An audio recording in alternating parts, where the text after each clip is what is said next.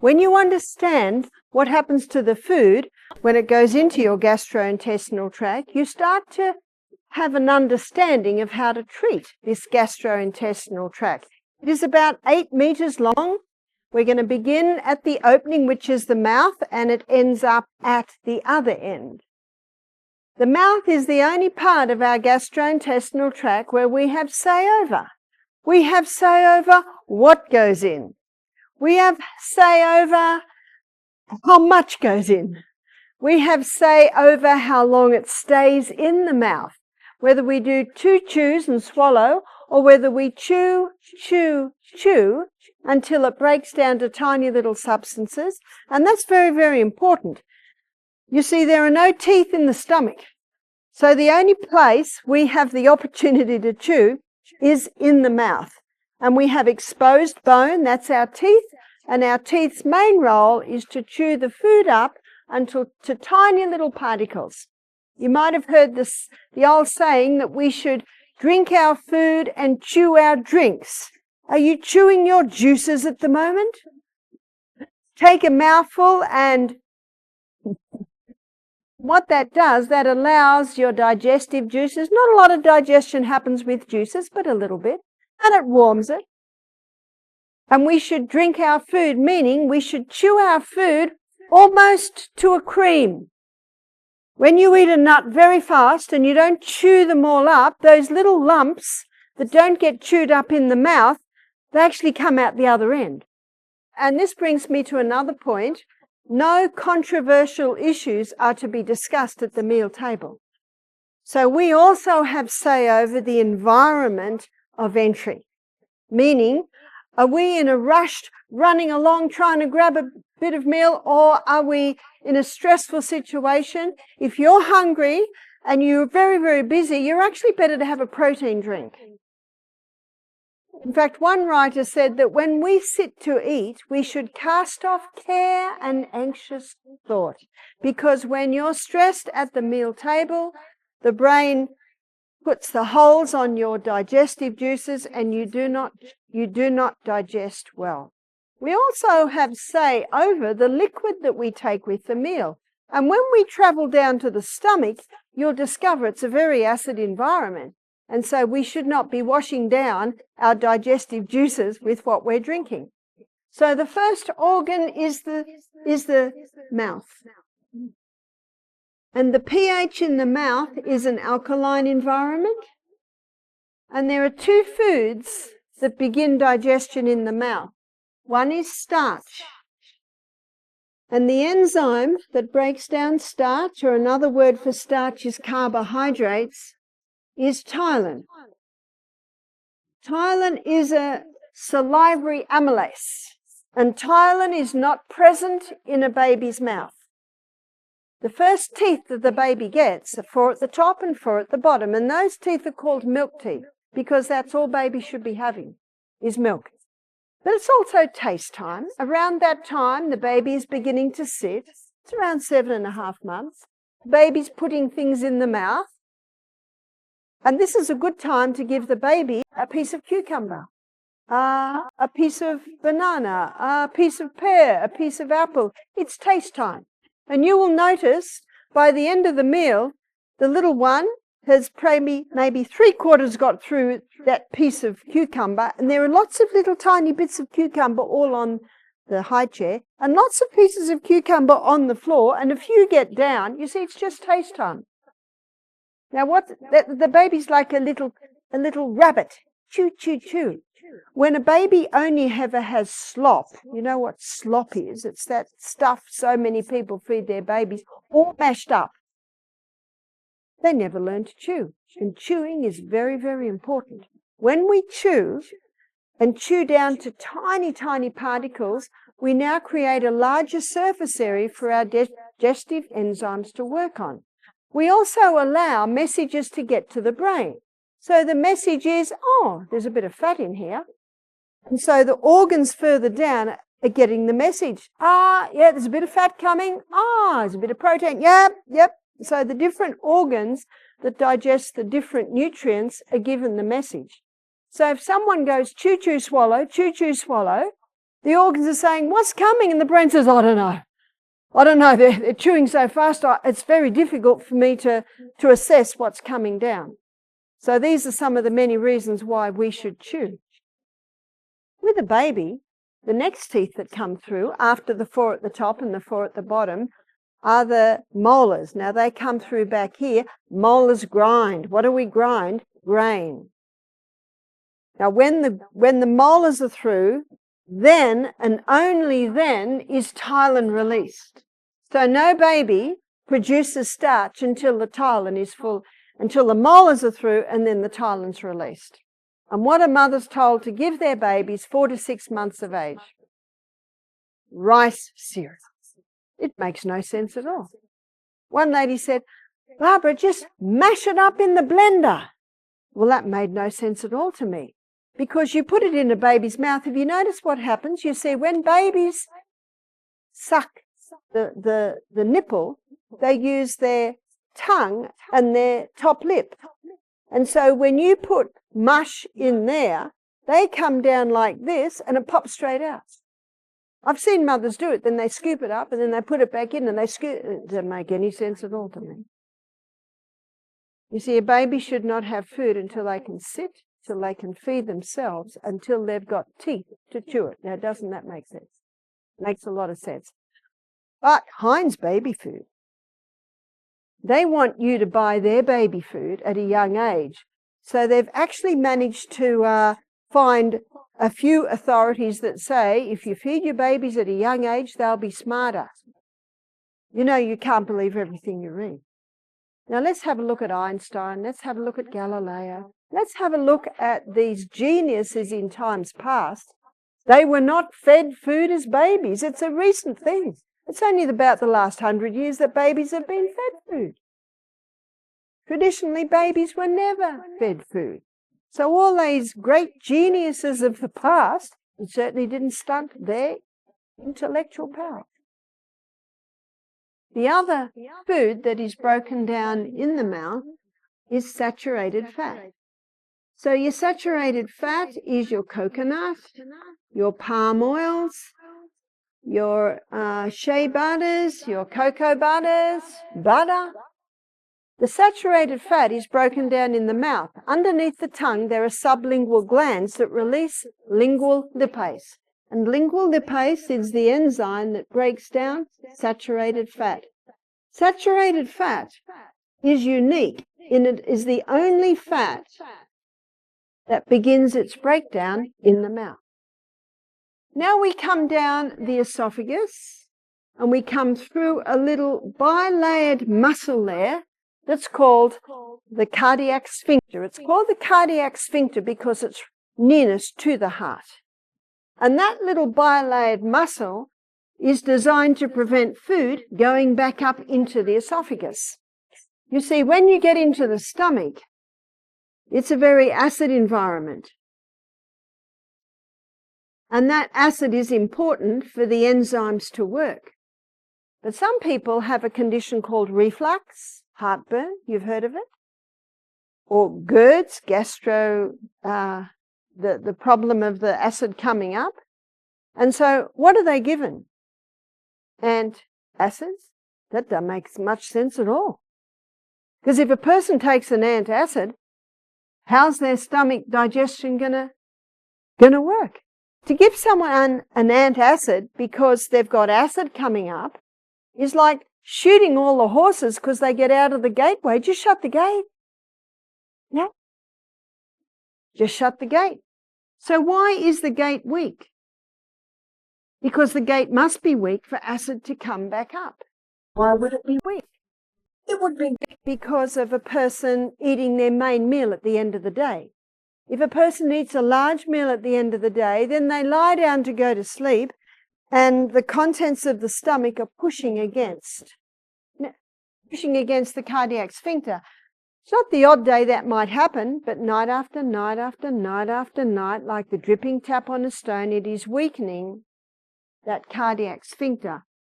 Because it is a muscle, when it tightens, it opens. When it's relaxed, it's closed. So stress can cause it. Now we have a muscle called the diaphragm. You've heard of your diaphragm? Your diaphragm sweeps across under the ribs like that. And that diaphragm, right in the middle at the top, there's a hole, and that's exactly where the cardiac sphincter is.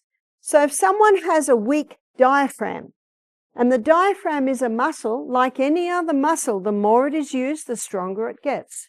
If someone has poor posture and they're slouched like this and they're not breathing with their abdominal muscles, that diaphragm can get weak. And when that diaphragm gets weak, it also can weaken the cardiac sphincter. So how do we strengthen our diaphragm?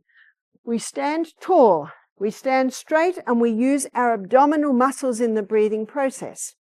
Your abdominal muscles are all connected to your spine. So when your abdominal muscles are strong, they automatically will pull your spine straight. So tight clothes, slouching, weak abdominal muscles, they can all contribute to a weak diaphragm, which can contribute to the condition called reflux. A massage therapist said to me one day, she said, I can tell the strength of the body by the strength of the core. They're the core muscles. One lady said, my core muscles are long gone. I said, well, if they were, you'd be standing like this. Because it is our core muscles that cause us to stand straight. And that's why your core strengthening muscles, your Pilates type exercises, your squatting, your rebounding, they all strengthen those core muscles, which strengthens your diaphragm, which automatically helps to strengthen that little cardiac sphincter. So to heal from reflux or heartburn, have breakfast like a king, lunch like a queen, and tea like a pauper. Take magnesium, and magnesium is a muscle relaxant, and it will relax that cardiac sphincter. Lining the stomach are folds, and these folds basically are like this. And those folds are lined with gastric glands. And the gastric glands, 2/3 of them, so that's these ones here, they release mucus. And that mucus forms a thick mucosa lining on the stomach, designed to protect the stomach wall from hydrochloric acid. Now down here in the parietal glands is released hydrochloric acid. And hydrochloric acid, one drop would burn a hole in your skin. So we're very thankful for that thick mucosa wall. That thick mucosa wall is 99% water. And when you have a glass of water half an hour before the meal, the first thing you do is you thicken that mucosa that is lining the stomach. Also, released from the parietal glands is pepsinogen. And when hydrochloric acid and pepsinogen unite, they release pepsin. And pepsin is the enzyme that breaks down protein. There's only one food that is broken down in the stomach, and that is protein. This connection of hydrochloric acid and pepsinogen only happens in a very acid environment. And pepsin will only act in a very acid environment. And when someone's eating all day long, it exhausts the digestive juices. And when someone is stressed with their meals, these are not released. And when someone's drinking with their meals, it waters down the pH of the stomach, which means these two can't connect properly, and pepsin doesn't work properly. So to ensure that your stomach digestion is working efficiently and effectively, make sure you drink between meals. Stop drinking about half an hour before the meal and resume drinking about an hour and a half to 2 hours after. If you're thirsty after a meal, by all means have a mouthful. That's not going to make a huge difference. Also, we have one stomach. Have you noticed? One. Cows have about 4 or 5, so they can eat all day long. Not us.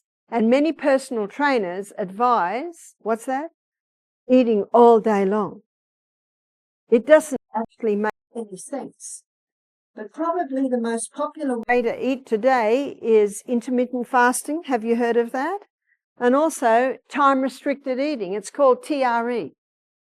Time-restricted eating is eating in a 6-hour period, twice in a 6-hour period out of the 24 hours.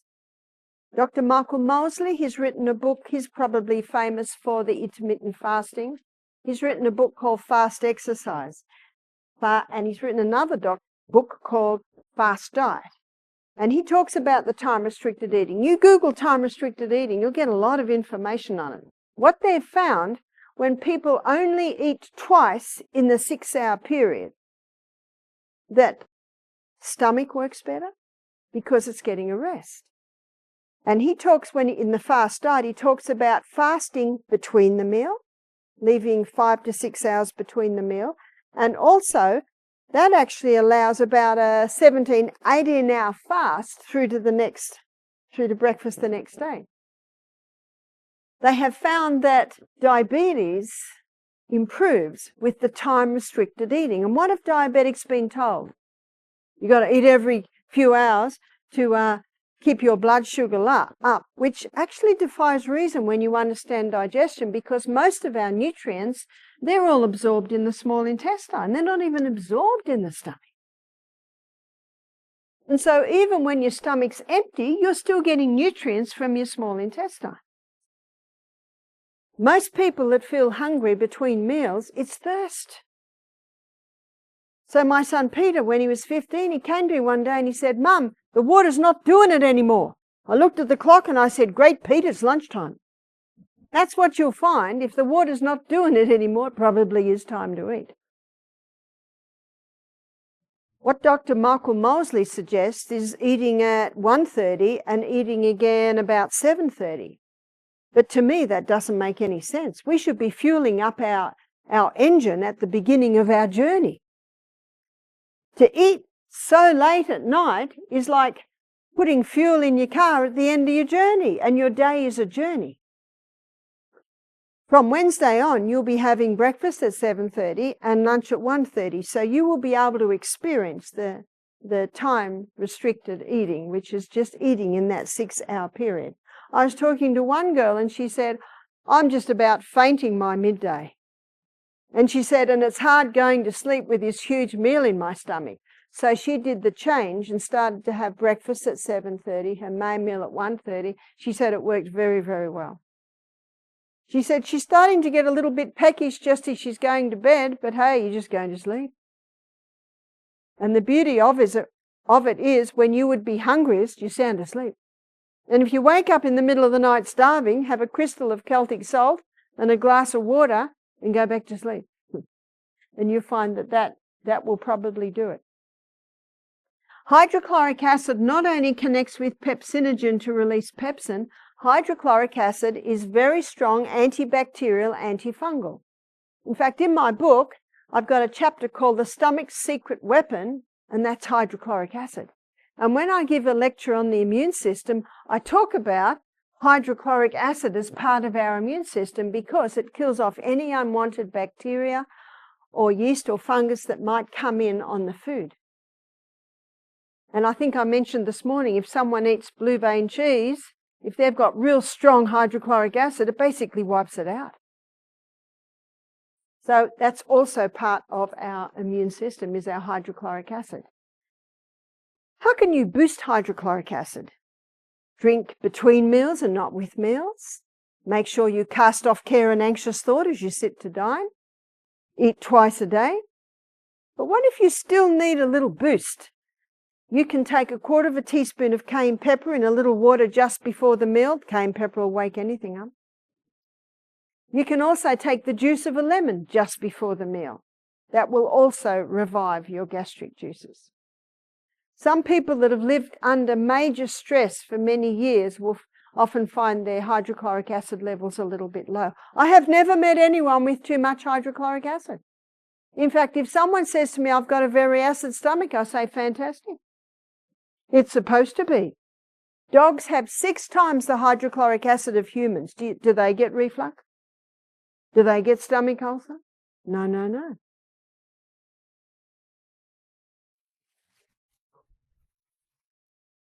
Down here also something else is released. It's the intrinsic factor. And the intrinsic factor, often called IF, is essential for the absorption of B12. Let me give you the B12 story, another one that is very misunderstood. So when B12 comes in on food, and it's an airborne bacteria, so if you eat food straight off a tree, you're getting some B12. Rainwater tanks often have B12. Cultured foods often have B12. Dr. Neil Nedley, in his book Proof Positive, he shows, he's got the research in there that shows that you can get B12 out of organically grown root vegetables. B12 is often in the mouth in the morning. That's why never clean your teeth when you wake up. Drink some water, you get some B12. And if your mouth tastes a bit thick, which it may tomorrow morning on your detox, have a big glass of water and oil pull. And oil pull will help to pull that waste out. B12 is bound up with an R protein. And when the B12 and the R protein come into the stomach, the hydrochloric acid releases the B12 from the R protein. But what's also released is the intrinsic factor. So intrinsic factor and B12 both travel together through the small intestine, and by the end of the small intestine at the ileum, B12 and intrinsic factor unite, and then they can be absorbed into the body. And they go straight into the enterohepatic circulation. Hepatic mean liver, meaning there's a circulation between this and the liver. And B12 often just stays in circulation and is only released as you need it. In other words, someone can have no B12 in their diet and not show a deficiency for 30 years. Most people that have low B12, it's because they don't have enough intrinsic factor. All the things I previously talked about, eating all day long, overeating, eating huge meals at night, drinking with the meals, stressed at the mealtime. Not only does it inhibit the production of hydrochloric acid pepsinogen, but also the intrinsic factor. So low B12 is usually a gut problem.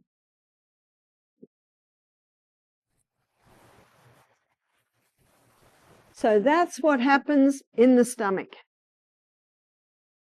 Now we're going to travel through the pyloric sphincter, which is the little valve at the end of the stomach. And then we're coming into the duodenum. The duodenum is the first part of the small intestine. And there's quite a bit happening in the duodenum, and the duodenum is an alkaline environment. Notice with the duodenum, we've got the liver, and underneath it, the gallbladder. The gallbladder is a reservoir for bile. The liver makes the bile. And notice that it comes through the bile duct, connects the neck of the pancreas, and then is released into the duodenum. So let's have a look at what the liver releases. The liver releases bile, and bile is the enzyme that starts the breakdown of unsaturated fats. So they're all your polyunsaturated fats, often found in your nuts and your seeds. That's what bile does. We've also got the pancreas. So what does the pancreas release? The pancreas releases pancreatic lipase, and pancreatic lipase is the enzyme that helps to finalize the breakdown of your unsaturated fats. The pancreas also releases, I don't think there's an E there, that's better. The pancreas also releases pancreatic amylase. Now let's go back to the mouth for a minute. Ptyalin is a salivary amylase and it started starch digestion. So the starch starts to be digested in the mouth. And it comes into the stomach, because it's an acid environment, everything's put on hold. And then it comes into the duodenum, where we're once again alkaline.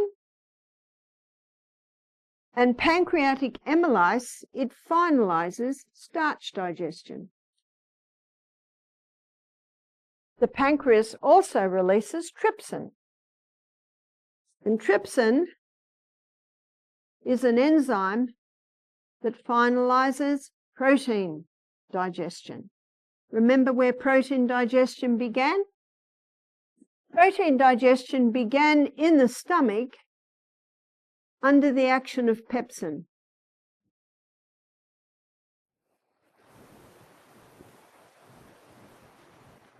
Also, chymotrypsin. Chymotrypsin is also released from the pancreas, and it also helps to finalize protein digestion. Now, it's going to get easier now. This is the most difficult. A proteolytic enzyme. A proteolytic enzyme is an enzyme that breaks down protein. So let's have a look at proteolytic enzymes. Pepsin is a proteolytic enzyme. It breaks down protein. Trypsin is a proteolytic enzyme.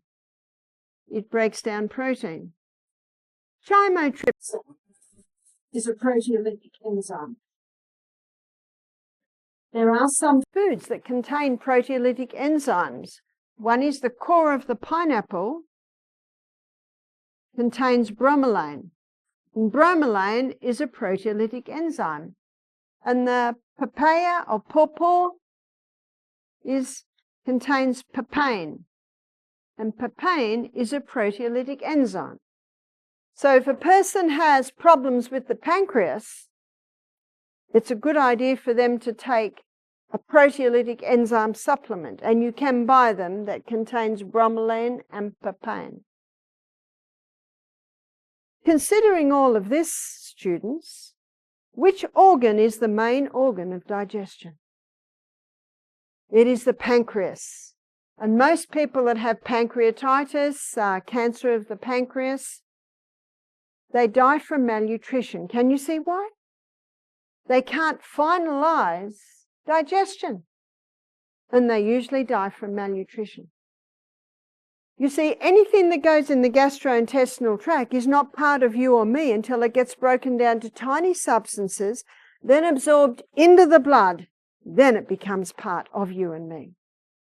And that's why the digestion in the gastrointestinal tract is such an important subject and such a misunderstood subject. Most people think all digestion happens in the stomach, is that right?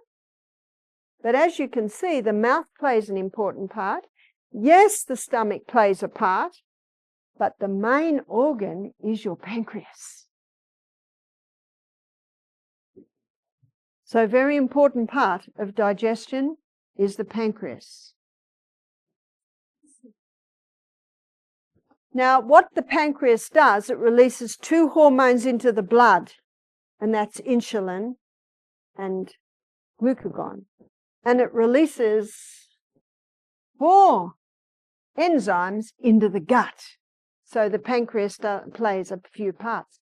But what the pancreas also releases is sodium bicarbonate.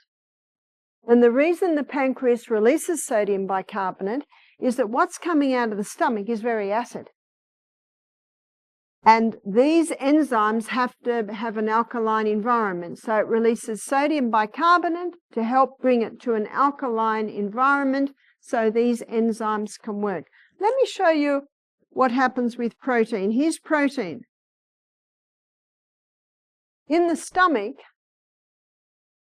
pepsin breaks the protein down to peptides and polypeptides.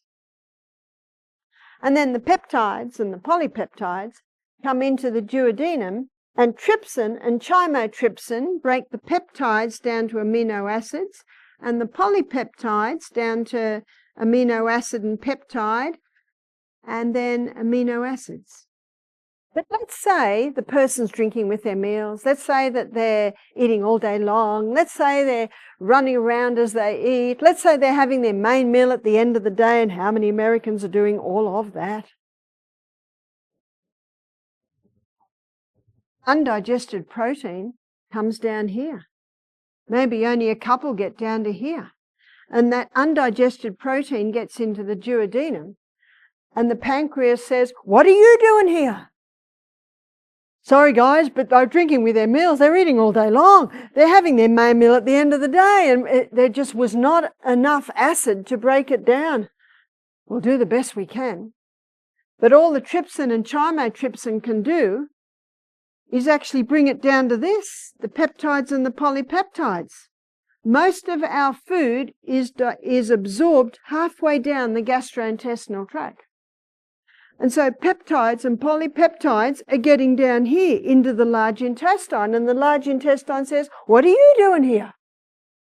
Sorry guys, but they're drinking with their meals, they're eating all day long, they're having their large meal, they're stressed out, and the stomach couldn't do it, and chymotrypsin and trypsin did the best they can, righto. And so what happens now is the colon has to create a lot of bacteria to try and calm it down and get it through, and then that creates a lot of wind. You've heard of wind, gas? Often it happens with people chewing too fast, racing around, and digestion does not happen. If I get a phone call in the middle of my meal, my response is, sorry, I'm busy. Very important part of the day. I can talk in half an hour when I have finished eating.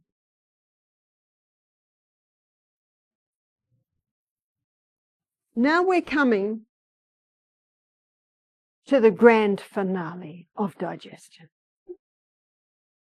The grand finale of digestion is happening in the small intestine. The small intestine is lined with villi. And up the middle of the villi are lacteals, part of your lymphatic system. And all over, all through, is the blood capillary network. The Bible says in Leviticus 17, verse 11, that the life of the flesh is in the blood. And one of the main roles of our gastrointestinal tract is break our foods down to tiny substances to be able to get into the blood. Now, lining the gastrointestinal tract, and we looked at this morning, is a thick turf wall that's comprised of yeasts and bacteria, called the healthy bacteria or the friendly flora. The two permanent are Lactobacillus acidophilus, bifidus bacteriums. And as we looked at also this morning, this thick turf wall is responsible for the final touches, the final breakdown. In fact, one of the roles of that bacteria is to release the B vitamins.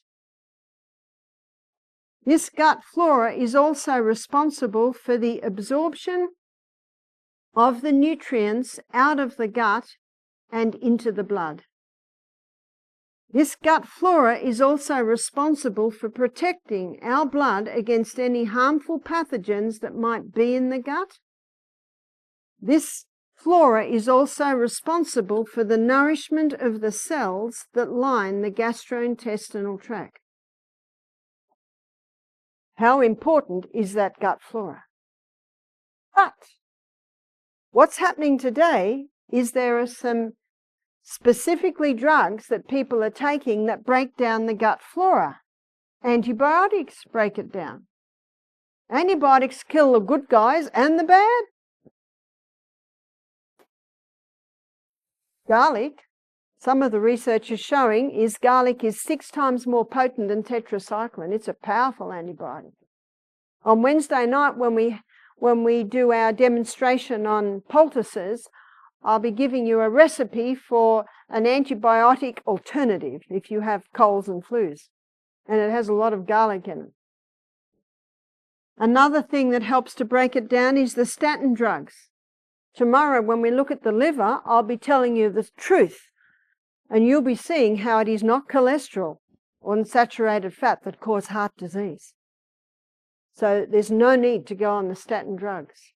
And they certainly break down the gut flora. Cortisone, prednisones, the steroid drugs can break down the gut flora.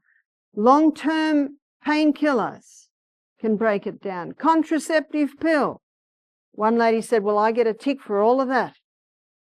So when the gut flora is broken down like that, we've now got compromise in the breakdown of our food. We've now got compromise in the proper absorption through. We've now lost our border protection. Our cells lining the gut have got a compromise in their nourishment. Now let's have a look at this. Let's say some yeast and bacteria is coming in on food. You can't see it.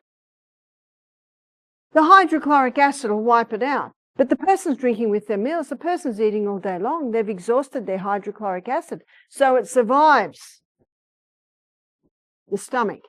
But that's all right, because God created our bodies to have another line of defense further down, which is our gut flora.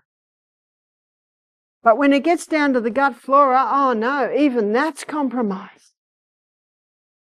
So what's happening now is harmful pathogens can get into the blood, which should never be. So how can we rebuild the lining of our gastrointestinal tract, that gut flora? One of the ways, or one of the indications that that has been broken down, is that the person has diarrhea. One of the main functions of the colon is to take water out so stools are formed so the contents can pass with ease. So when the person has lost the proper lining to the gut, one of the reactions can be irritation. And so that can be called colitis, Crohn's disease, irritable bowel, gastritis. So how do we heal from that? Let me give you the story of a lady who came and saw my meeting similar to this on a Tuesday night. This was in New Zealand. At that meeting, I showed them how you can heal that lining of the gut. Number one, take a probiotic. A probiotic is a Lactobacillus acidophilus bifidus bacterium. There are foods that are high in probiotics. Sauerkraut is one of the best. Your yogurts, your kefirs, your misos. Number two, stop. There are some foods that are particularly irritating when there's a compromised or raw exposed gut. And one is the hybridized wheat of today. The wheat was hybridized in the 50s, went worldwide in the 70s. By the 1990s, all the wheat products you buy in the shops are made out of the hybridized wheat. And it's particularly irritating to the lining of the gut when it is compromised. Dairy is particularly irritating, and also refined sugar. Refined sugar is like kerosene to a fire on a compromised gut. So these things must stop to heal the gut. Number three, Psalm 104 verse 14, the Bible says God gave herbs for the service of man. There are herbs that will coat, soothe and heal the lining of the gut. And one is slippery elm. You put water with slippery elm, it's the powdered bark of the slippery elm tree. You put water with slippery elm, and that powder goes a little slippery. And that's exactly what our gastrointestinal tract needs. Also, aloe vera. Both of these herbs contain growth stimulants, and both of these herbs coat, soothe and heal the lining of the gut. So this lady heard this lecture. She said to me, the things you have told me tonight I have never heard. She said, I have irritable bowel for 30 years. She was still going to the toilet 8 times a day. She had pain and she had bleeding. So she went home. That next day she implemented this. She said, I have cereal and toast for breakfast with coffee with sugar and milk in it. She said, I have a biscuit with a cup of coffee mid-morning. She said, I have sandwiches for lunch and maybe a cake. She said, I have pasta for tea. She said, I'm doing everything that I should not do. She said, I did not know. Many are sick through ignorance. So she immediately changed what she was doing. She immediately stopped these foods that irritated. As soon as the health food shop was open, she bought slippery elm. She had it before every meal, and she had it just before she went to bed. She came up to me on Thursday night. So she heard this Tuesday night. She came to me on Thursday night. She had a big smile on her face. She said, I'm not bleeding from the colon anymore. I have no more cramping. I've gone to 4 bowel movements a day, 2 days. Incredible. Do you remember this morning we looked at how those cells are remade every 3 to 5 days? 30 years she's been suffering. So what medicine usually does is give cortisone to stop the gut reacting and anti-inflammatories, and then eventually start taking pieces of the colon out. Or they have another option today. It's called fecal transplant. Have you heard of it? Well, what they do is they take the feces out of a healthy colon. What I'm saying is true. They put it in the blender with water, yes, and then they put it in this big syringe and they put the person under anesthetic and then they inject that into the colon.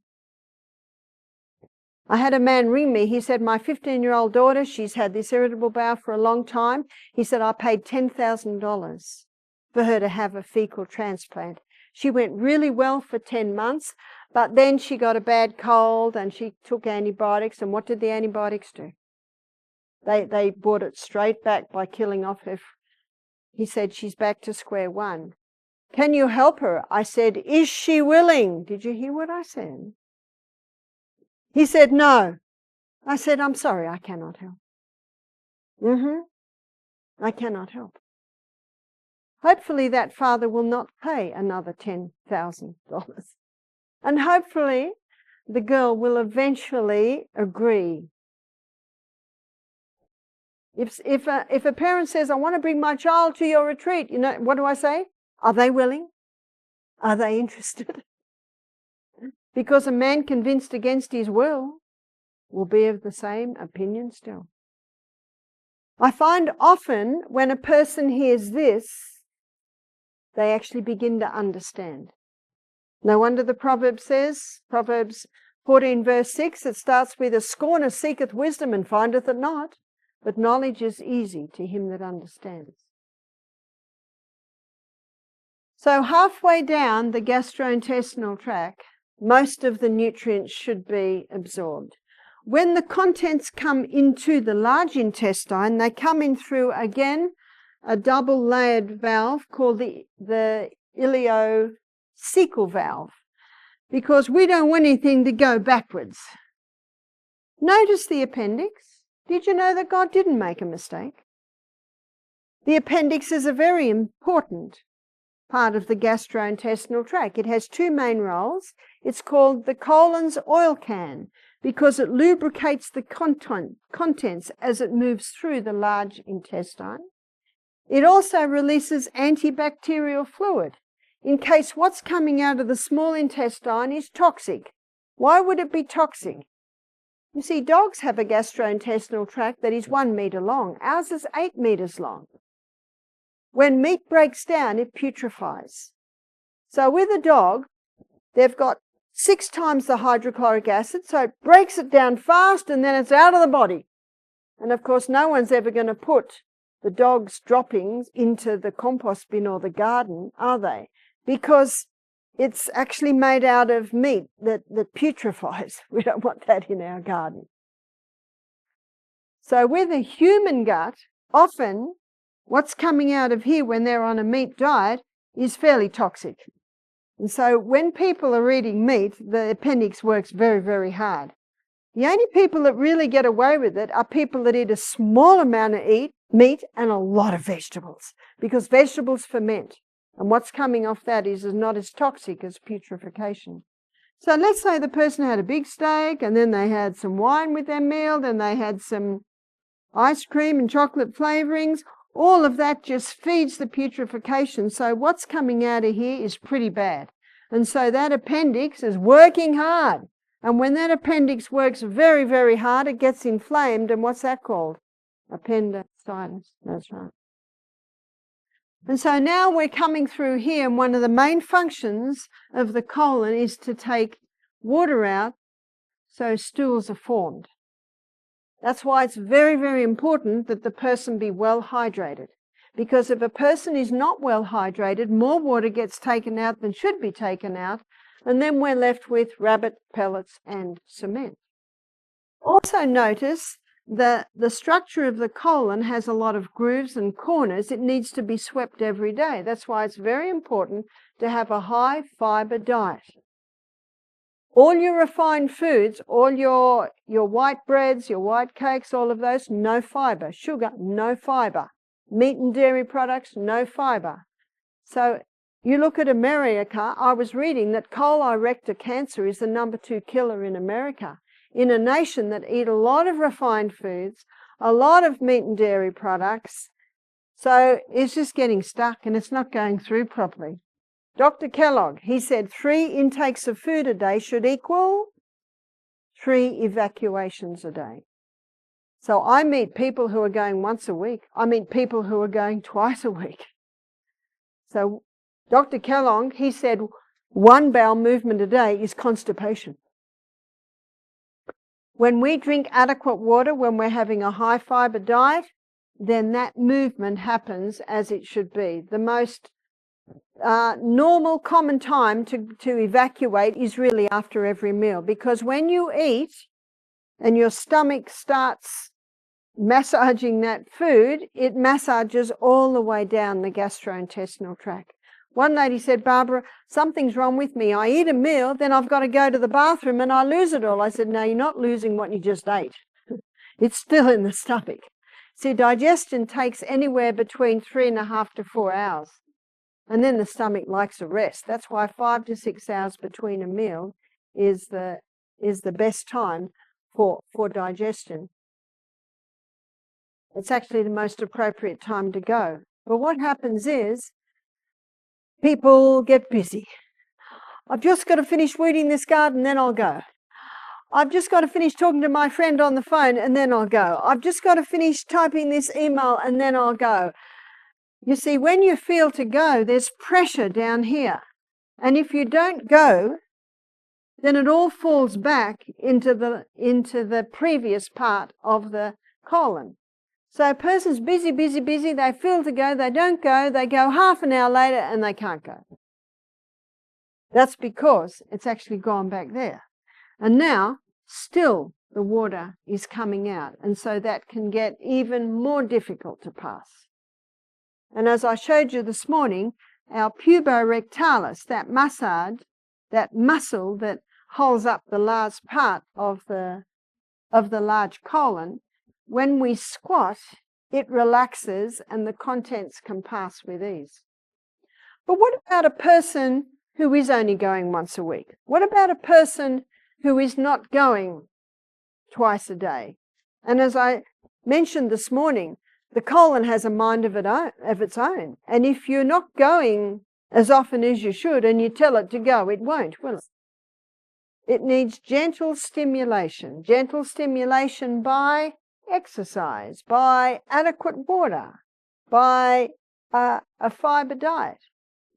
Also by position, which is the squatting position.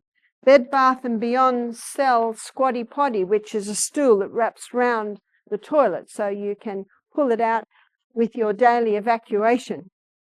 Let me tell you the story of a lady that did our program. She was a psychologist. She went once a week with help. I said, "We'll help to move the colon." So what we did was we gave her colon tea. We affectionately call this the colon tea because it specifically stimulates peristalsis in the colon. And this tea is 1 part cascara. Cascara sagrada is quite a strong herb, so it's only 1 part. It's 2 part licorice. And licorice is a herb that gently stimulates peristalsis. It's also an emollient. That means it also can coat and soothe the lining. And 3 part buckthorn. Buckthorn is a herb that is a relative of cascara. It's not as harsh or as bitter as cascara. So the licorice is sweet, cascara is bitter, and the buckthorn not quite as bitter. And I think you've all experienced the taste of colon tea. Some love it, some don't. most people say, I can handle it. So you would put all those herbs. So this licorice is a root, these two are barks. All barks and roots must be stimmered. So you'll put that mix into a jar, and the rule of thumb is 1 teaspoon of the herb mix to 1 cup of water, and then it's a simmer for 10 minutes. So what's the dose? Well, some people need half a cup a day, some people need 1 cup a day. This lady needed 3 cups a day. We gave her a cup in the morning, a cup in the middle of the day, and a cup in the evening. We also applied a castor oil compress to her abdomen. Castor oil penetrates very, very deep and helps to break up congestion in that area. At our retreat in Australia, we do colonic irrigations, and so we also gave her irrigation, which is like a bowel treatment, which is just warm water going in and out of the colon, which the warm water helps to loosen any old buildup. By the 3rd day, she was going twice a day. The whites of her eyes became white. They'd basically been grey. Her skin had a grey look. It was pink. By the end of the week, she said, I can't believe how clear my mind is. She said, maybe this is the problem with most of my patients. What was she? A psychologist. Now, this is what she told me 4 months later. She went home having 3 cups a day, and at the same time, she started drinking more water. She went on a plant-based diet. She started to exercise. She started to go to bed earlier. She stopped her dehydrating agents, which were coffee, refined sugar, and wine. She said, implementing this lifestyle and taking the tea, after about 6 weeks, she started to go 4 times a day. So she brought it back to 2 cups a day, which got her going twice a day. After 6 weeks, she started going 4 times a day. So she brought it back to 1 cup a day. After 6 weeks, she started going 4 times a day, so she stopped the tea. After 4 months, she was going without any help. So when she came to us, and this lady's in her 60s, she was going once a day with help from a very strong laxative that basically was like Drano and just... And she'd suffered this for about 30 years. So the beauty of these herbs, obviously at first, if you use them, you go. If you don't, you stop. But if you keep using them, eventually they stimulate by the colon by restoring and reviving colon function. So eventually she did not need it at all. That is the good news. So what can you do for hemorrhoids? Hemorrhoids is usually a result of constipation, too much weight on that lower area, and the person sitting instead of squatting and putting pressure there. That should never happen.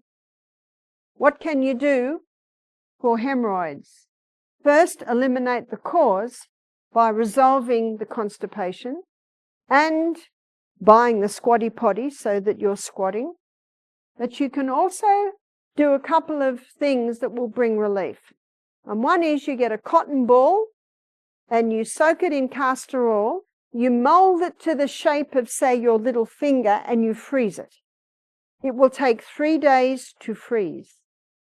And when it is frozen, just before you go to bed, you can insert that like a suppository, and you will insert it so it goes inside the colon, probably like that.